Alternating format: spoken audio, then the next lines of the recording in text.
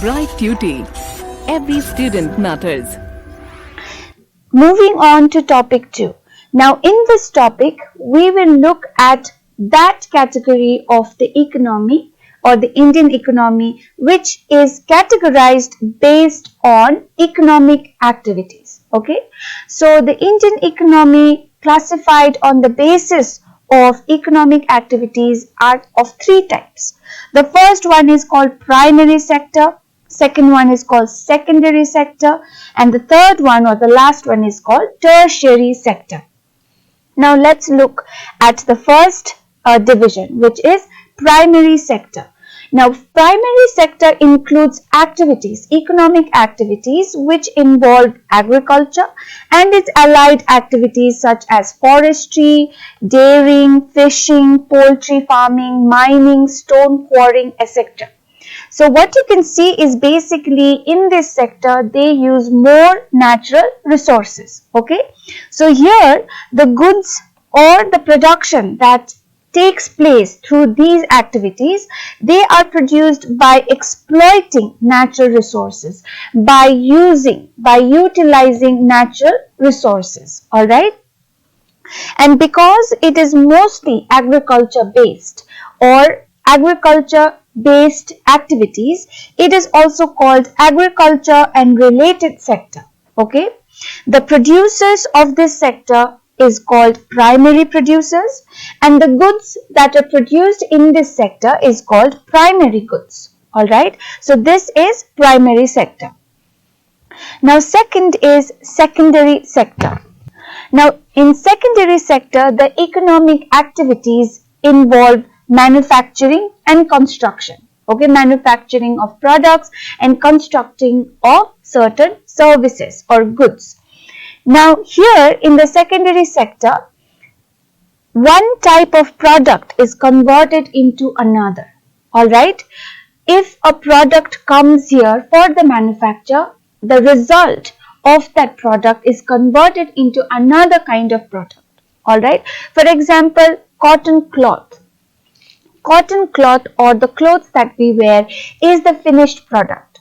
But initially, before this piece of clothing is made, we use yarn, cotton yarn or cotton in the factory. So the cotton goes on, and then when it is manufactured, then the end result is a piece of clothing, cotton shirt or pant, etc. Right? So this entire process takes place in the secondary sector, okay, where one product is converted into another. Alright. Secondary sector is also called industrial sector, okay, because most of the manufacturing is done by the industries and factories in this sector. The producers of this sector is called secondary producers. Okay, in the primary sector, the producers were called primary producers. Here, the secondary sector production, the producers of secondary sector is called secondary producers. Alright. Now, if we have to differentiate what is the difference between primary and secondary sector, then the primary sector produces products by using natural resources. In the primary sector, the production happens with the exploitation of natural resources like forests, land, which are naturally available, right? But in the secondary sector, the primary goods, the goods which we get from the primary sector are converted into secondary goods or manufactured goods. Alright, so this is the main difference between primary and secondary sectors. Now let's look at the third sector, which is called tertiary sector. In the tertiary sector, the economic activities include services like transportation of goods, storage of goods, banking and insurance services. Alright. Now these services, they do not need, or in tertiary sector there is no need of primary and secondary sectors. Okay. Let me say that again. Now the services which are provided, the activities that include in the tertiary sector, those activities are not needed by primary and secondary sectors. Now in the secondary sector we saw that it needs the activities which are carried on in the primary sector, because the primary goods are then converted into secondary goods or the manufactured goods. Now in the tertiary sector, the economic activities that include do not need or are not needed by the primary or secondary sectors. Okay. In the tertiary sector, goods are not produced, but the production of those goods are supported by the tertiary sector or by the activities that are done or taken place in the tertiary sector. Okay. Now producers of these services in the tertiary sector are called tertiary producers. Okay. And tertiary sector is called service sector. Okay. They're called service sector because they're more involved. They are producing more services rather than goods. Okay. Now the next thing that we'll look at is GDP of the sectors. So GDP is basically gross domestic product.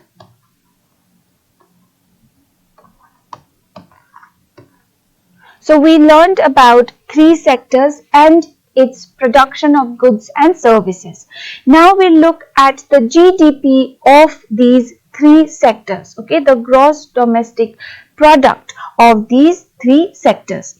Now gross domestic product is the value of final goods and services produced in each sector during a particular year. Okay. So the final goods and services which are produced by all these three sectors in one particular year gives us the idea or the figure of the gross domestic product of our country or of a country. Okay. So it is basically sum of production in all three sectors.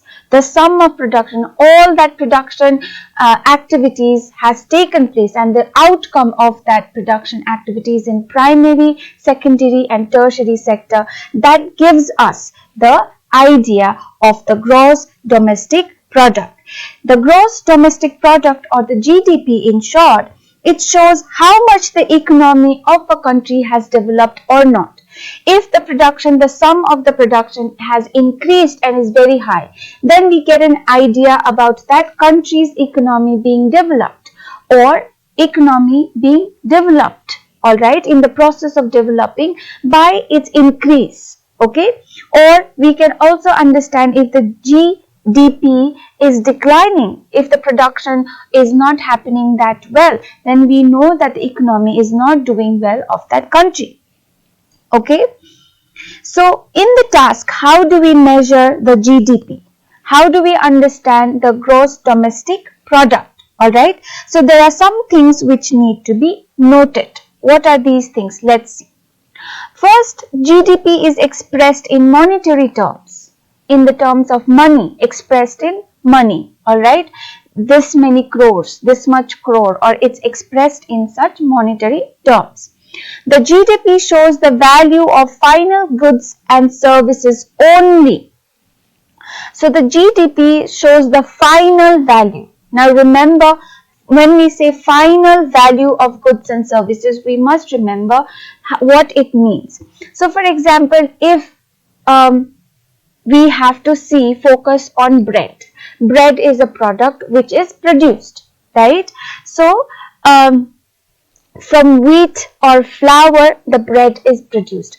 Now, when the final goods, which is the bread in a packet, when that is calculated, then in that they also calculate the flour, the cost of the wheat, the cultivation of it, all of that is added in calculating the final outcome, which is the bread, a loaf of bread or a packet of bread, which will go on to be sold, which will go on to export or import.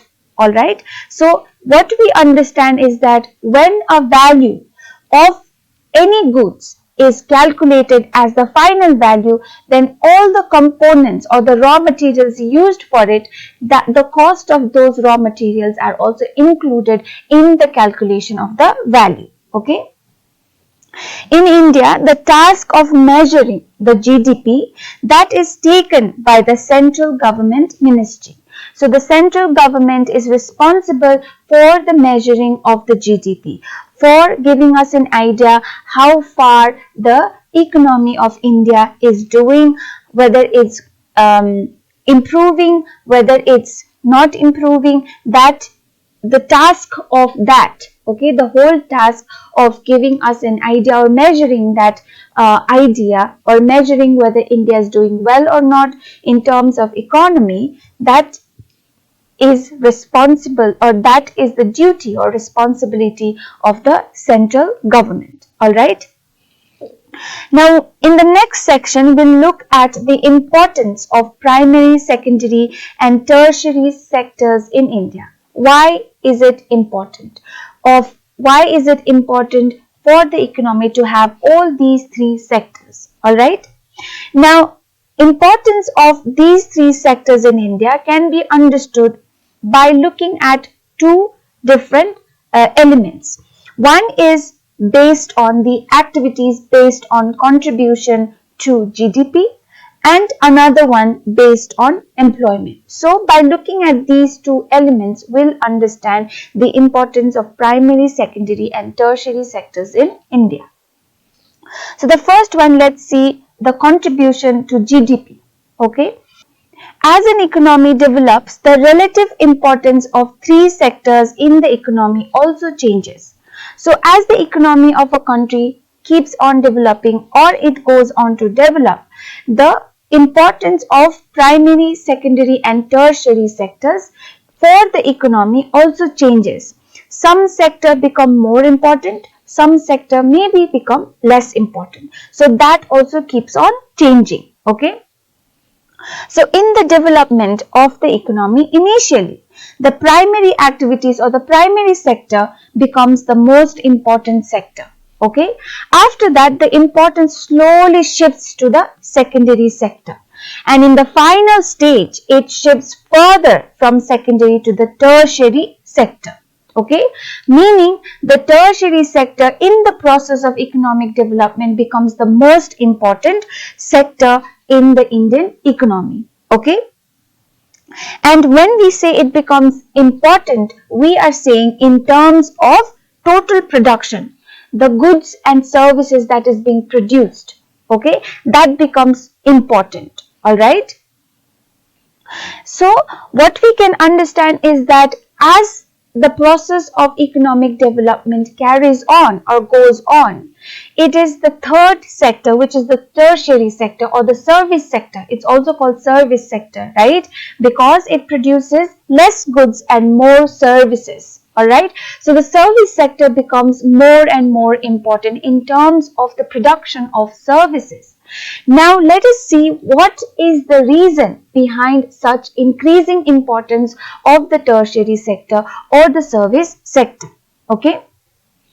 So in this section we'll try to understand why is the tertiary sector becoming most and most important in India. Okay. Now here are some of the reasons.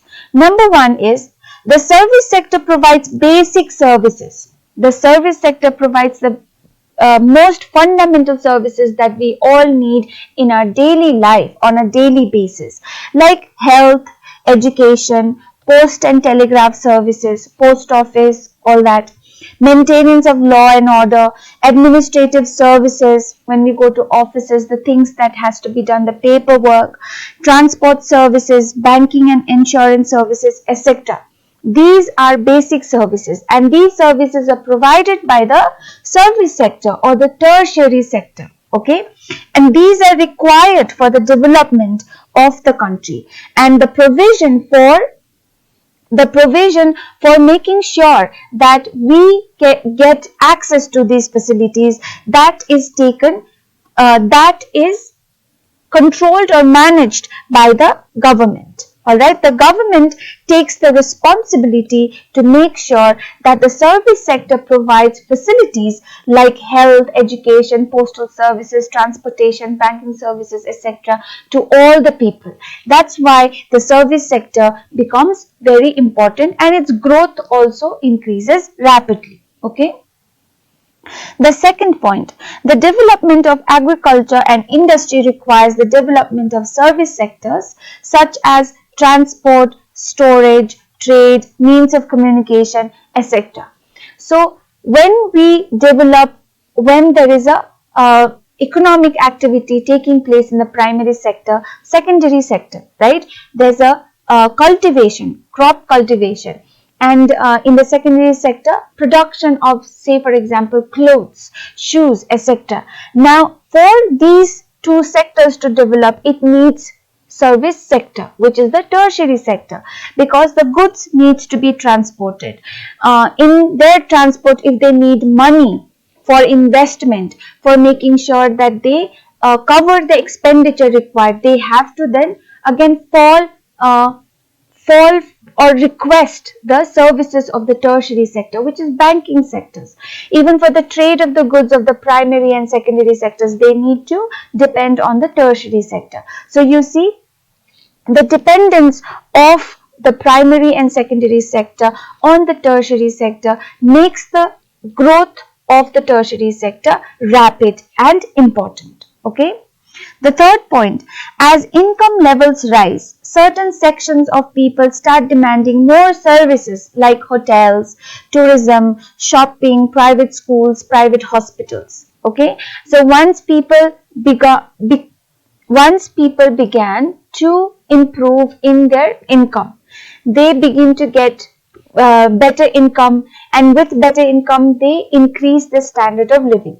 When people increase the standard of living, they want to avail of certain services for luxury purpose, for their pleasure, like go on a holiday, stay in a nice hotel, luxurious hotel, shop at nice places, right? Send their kids to private schools and have all these luxurious facilities. Now for that, tertiary sector becomes very important, because tertiary sector provides these services. So by providing these services, tertiary sector becomes important and its growth increases. Okay. The fourth point, over the past decade, services based on information and technology are being increasingly demanded. So over the past years, we have seen the increase in the demand and use of internet services, of information technology, all these online services, right? And it is the service sector which provides us such services. So with the demand, with the rise in the demand for the information and technology services, the work or the activities or the growth of the tertiary sector also increases. All right. The fifth point, service sector employs many different kinds of people like small shopkeepers, repair persons, transport persons, etc. Now, service sectors, they have expansive, they have many areas where they provide, through which they provide services to different kinds of people, right? Now, for that, they have to employ more and more people, right? Like, for example, tourism, luxurious hotels, adventure places. There people need to be hired, so that when people go to avail the services of luxurious hotel, there are people making sure that their stay is comfortable and luxurious, right? So the service sector employs people in such areas. Okay, so by employing more and more people get employed, they get job. With employment, they get income and they can sustain their lives. So because of this, the growth of the service sector also increases. All right. The sixth point, globalization. Now with globalization, what has happened is the service sectors in India, they have its outsourcing, they have its branches abroad, they have connections with people abroad. Okay, so they try to connect, mutually agree on projects, on various ideas for expansion of their companies with people from abroad. They send their employees to learn or share their experiences, and also to get some skills, extra skills from India to abroad. And in a similar manner, people from abroad, experts, workers from abroad come to India. So there's an exchange of workers. So what has happened is, with the globalization, this sector has expanded even more. They have their branches all over the world. They have much more network, much more connection, where it's not only in India that they work, but they also work collectively with their partners, with their workers who are scattered around the world. So this, with the expansion of the service sectors globally, this leads to the growth of, or has led to the growth of, the service sector. Okay. Now the second point that we are going to understand about the importance of primary, secondary and tertiary sectors, the relative importance, we'll look at employment. Okay, importance based on employment. Now primary sector is the largest employer of people, of workers. Okay, most of the workers are employed in the primary sector, which is agricultural sector. Okay, but service sector accounts for more than 50% of GDP. So the total production of goods and services is more, 50% more in service sector, which means service sector is on a better position to hire more workers because their production is higher, they're doing better. But instead of hiring more people, instead of employing more people, it employs only 26% of the workforce, and most of the workers are still employed in the primary sector or the agricultural sector. Okay? So the contribution of secondary sector, both in terms of production and employment, has not changed much. Now over the time, what has happened is, the primary sector employs more people, the most people. The tertiary sector is doing very well in terms of production, but employs very less people. And the secondary sector, there not much change has taken place in its production as well as in the employment of workers. Alright. So in India, the shift in terms of production is taking place directly from primary sector to service sector. So in Indian economy, there is a shift from primary sector to tertiary sector. Okay, the tertiary sector is becoming even more and more important every day. Its production is getting higher and it's doing better. Okay, but similar shift is not happening when it comes to employment.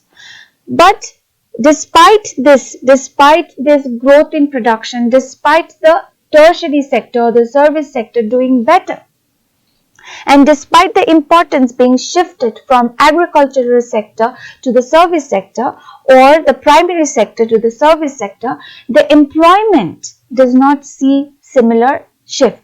Okay, the employment still is concentrated on agricultural sector or primary sector, and the service sector does not employ as many people as they should or they can. So why is this? Okay, why is there no shift in the employment from primary to service sector? It's because enough jobs were not created in the secondary and tertiary sectors. There are not enough jobs created in secondary and also tertiary sectors. And there are more people who are employed in agricultural sector or the primary sector than actually required. Okay, so this state where more people than actually required are employed in primary sector, this state is called disguised unemployment or underemployment. It's a state where more than required people are employed for a certain work. Okay. Now this underemployment or disguised employment works or prevails in other sectors as well, not only in primary sector but in secondary as well as in the tertiary sectors. There are thousands of casual workers who are not regular workers, irregular workers in the service sector in the urban areas who look for daily employment. They are irregular workers and they look for employment on a daily basis. Okay, these are painters, plumbers, repair persons or cobblers, etc. They depend on their everyday income or they depend on their employability of every day. Okay, and these people, they go out to look for job or they go out every day with the hope to find employment, but they fail to find work and they are irregular or casual workers. All right, so you see there is problem of unemployment, right? Despite the fact that certain sectors do very well in terms of production, yet they do not employ. They do not employ workers. As a result of this, what happens? Unemployment occurs. Okay, so what we need to do is we need to make sure that the problem of unemployment is addressed, and for that what do we have to do? We have to create more employment. So how do we create more employment? So people are not disguised unemployed, or they are not unemployed. So in order to remove disguised unemployment or underemployment, we need to follow certain measures. Okay, or these following measures are important. The first one, in semi-rural areas, okay, semi-village, semi-countryside areas, more industries and services, they need to be promoted. Okay, and when we promote industries and factories in the semi-rural areas, then large number of people can be employed in those sectors or in those industries and factories. Okay, number 2, 1 or 2 members of the family can be made to work on a daily wage in the field of big farmer. So the big farmers can employ each member of the family of small farmers. Okay, so that they get employment and get paid. The third, some members of such a family may shift to work in a nearby factory and thus earn money for a living. And some members of the families in poor family households, they can be sent to the nearby factories if there are factories, right? If we make more factories, then these people can go to the factories and earn some money. That way, we also solve unemployment in the rural areas. The fourth point, the government or the banks can provide concessional loans to the small farmers to improve their cultivation, to improve their irrigation, or they be given facilities to set up pump sets and other equipments. Okay, and the farmers, when after availing these facilities provided by the government or the banks, they can grow 2 or 3 crops in a year because they have enough equipments, they have money to spend on the cultivation. Now when they have enough and they can grow 2 or more crops, then they can employ other small farmers in their field, and when they employ, they provide job to the other farmers, to the landless farmers, to the smaller farmers, and these smaller farmers can make some earning. Okay. The fifth point, in villages near forest areas, we can start honey collection centers where farmers can come and sell their wild honey which is collected. Okay, so if we put up these stalls near the forests where the farmers can come, deposit their collection and sell their honey which they collected over a period of time, so that way the farmers will be paid. Okay, and the farmers will not be out of any job or unemployed. Okay. Sixth, by improving the education and health infrastructure, we can provide lakhs of jobs for teachers, doctors, nurses, etc. So if we build more schools, more hospitals, and if we improve these infrastructure, then we can also hire more people in the position of teachers, doctors, nurses, according to the needs of these institutes. So that way we employ more and more people and also prevent unemployment or stop people from being unemployed or disguised unemployed. Okay. The seventh point, tourism has vast potential for increasing the income and employment for people.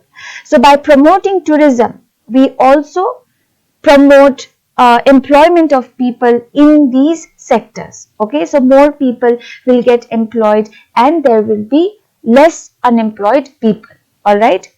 So these were the reasons that we can, or these are the measures that we can take in order to stop or prevent the state of unemployment among the people.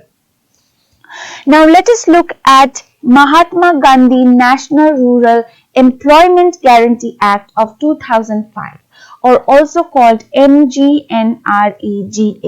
Okay. Now this is a central government's initiation or a scheme, or you can also call it a program. Okay.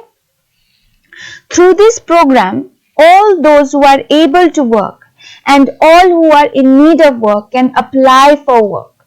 Okay. So this initiation is implemented in the rural areas, in the countryside, in the villages. Okay. There people can avail of this scheme by applying for work, okay, if they are able to work and if they are in need of work. So a person, after they apply to get the benefits of the scheme, a person is guaranteed 100 days of employment in a year. So no matter what your name is, what your qualification is, if you are in need of work, you will be guaranteed 100 days of work in a year, and for those 100 days you will be paid. And if the government fails to provide you work or employment, then unemployment allowances are provided to you by the government. Okay. So when this was first practiced in February 2006 in India, it was first implemented in only 200 districts across the country. But by April of 2008, this started to be applied, this started to be implemented in the whole of the country, throughout the country. Okay. Initially, MGNREGA was called NREGA, which is National Rural Employment Guarantee Act. Okay. But later, its name was changed to Mahatma Gandhi National Rural Employment Guarantee Scheme. Alright, or Act. Okay, so this act or this scheme or program initiated by the government is one of the initiatives of the government to prevent unemployment or to get rid of the problem of unemployment in India. Alright.